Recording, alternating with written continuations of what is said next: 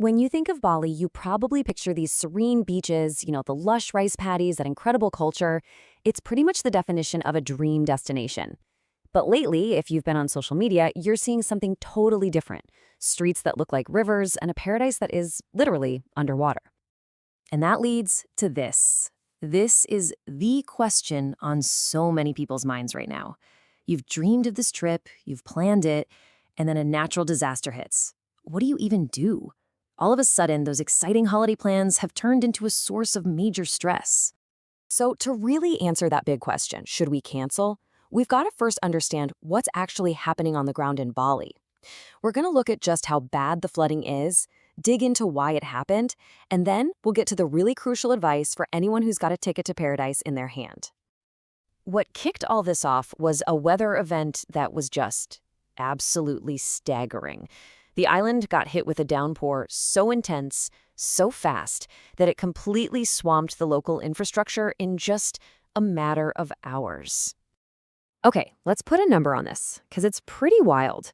Indonesia's meteorology agency, the BMKG, they clocked 385 millimeters of rain in just over 24 hours.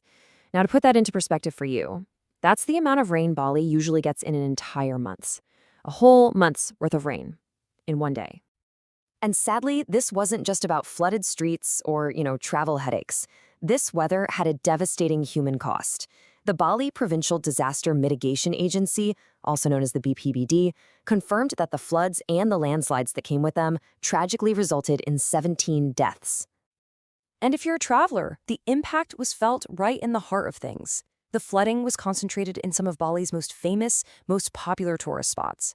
We're talking hundreds of residents affected, and tons of tourists were posting online that they were literally stranded in their villas and hotels with nowhere to go as the water kept rising. So the big question is, how does a massive rainstorm turn into a full-on disaster like this? Well, the answer's a bit complicated. It's a mix of that immediate, crazy weather, plus a bunch of long-term environmental issues that have been building up for years. The storm's engine, the thing that really got it going, was a meteorological event called Cyclone Seed 93S. Basically, this system created the perfect recipe for a massive storm. It smashed together these huge, warm, moist air masses, forced them way up into the atmosphere, and then, boom, it unleashed that month's worth of rain all over the island.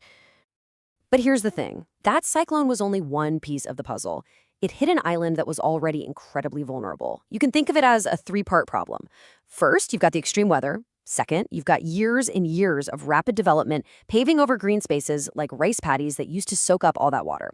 And third, the drains and rivers that are still there, they're often clogged with trash. You put all three of those things together and the water just has nowhere to go. It's a literal perfect storm. Okay, so with this level of crisis unfolding, what was the official response? Let's take a look at how the authorities on the island have been handling the situation. They jumped on it pretty quickly, actually. Indonesia's National Disaster Agency sent its chief down to lead the efforts in person. On the ground, you had these big joint teams. We're talking up to 600 people, doing everything from search and rescue to cleanup. And looking ahead, the Ministry of Tourism is now telling all tourism businesses they need to do risk assessments. Basically, figure out how to make sure this kind of thing doesn't cause so much chaos again.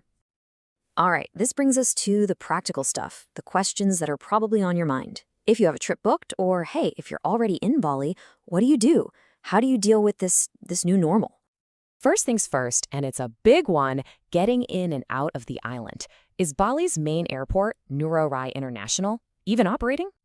So, the answer is yes. The airport itself is open and running. But, and this is a really big but, the main problem has been just getting to the airport.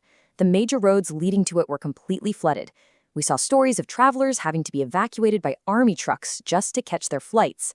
So the official advice is crystal clear. Leave for the airport way, way earlier than you normally would. So what's the game plan for you on the ground? Here's a quick safety checklist. First up, stay plugged in. Monitor the official weather updates from the BMKG.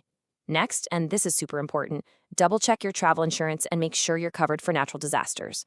Also, just be smart. Avoid risky spots like riverbanks or steep mountain roads, and you've got to be flexible. Your plans might have to change. But above all, listen to the local authorities and your hotel staff. They know what's going on. As the floodwaters finally start to go down, This whole event is really a powerful warning. It's pulled back the curtain on a much bigger, long-term challenge for Bali, one that gets to the very heart of the island's future. And this really boils it all down. On one hand, you have this booming tourism economy that's driving all this rapid, sometimes unchecked development. But on the other hand, there's an urgent need to protect the environment that makes Bali so special in the first place.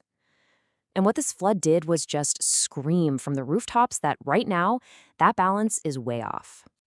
At the end of the day, these floods are a huge wake-up call, right? It's a stark reminder that this paradise we all love is actually pretty fragile. The water has exposed a really deep vulnerability. And so the real question moving forward isn't just about when the next flight can land.